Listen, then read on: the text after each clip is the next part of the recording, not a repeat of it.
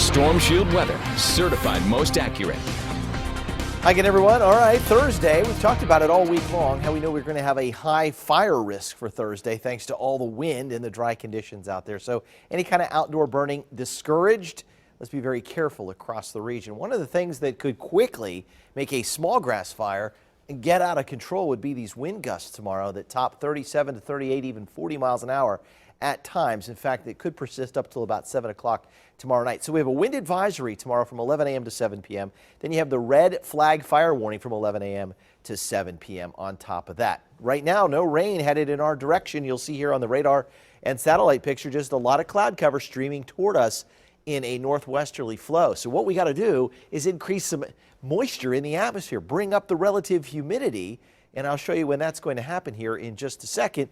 But in the meantime, those northwesterly winds will continue to just bring us some cloud cover from time to time tomorrow. So here we are. We go into the warm sector tomorrow afternoon. Little sliver of moisture down here around Dallas. Keep an eye on that as we head into Thursday night and into Friday morning. You'll notice the moisture increases, and then this little dashed line is kind of a wind shift or a dividing line between drier air and that nice moist air. Well, guess what? We get rid of the moist air. We bring back in the drier air.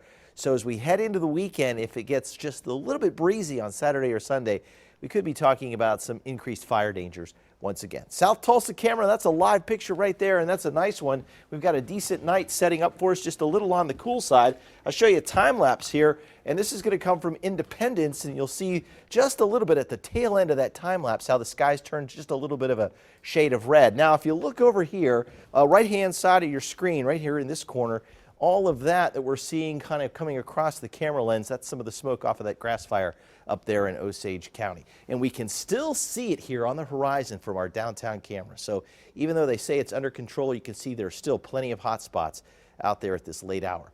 Winds are now out of the south at 13 miles an hour, so they've even increased since the top of the hour. 57 degrees right now as we've cooled down just 1 degree. 55 at midnight. We'll drop to around 49 to 50 degrees by tomorrow morning. That's pretty warm for February standards. A little cooler at Bartlesville, 44. Veneta down to 45 tonight. South winds, though, breezy at 10 to 15 miles an hour. Stillwell and Stillwater, Tahlequah down to around 42 to 43 degrees respectively there. And Okemah right around 47. Also Okmulgee at 47 degrees. McAllister down to 48 with south winds at 10 to 15 miles an hour. Tomorrow, good day for a bike ride, especially if you have the wind at your back. Record high tomorrow, 78. I'm going for a high of 79, but again, very windy as those winds could gust up to 45 miles an hour.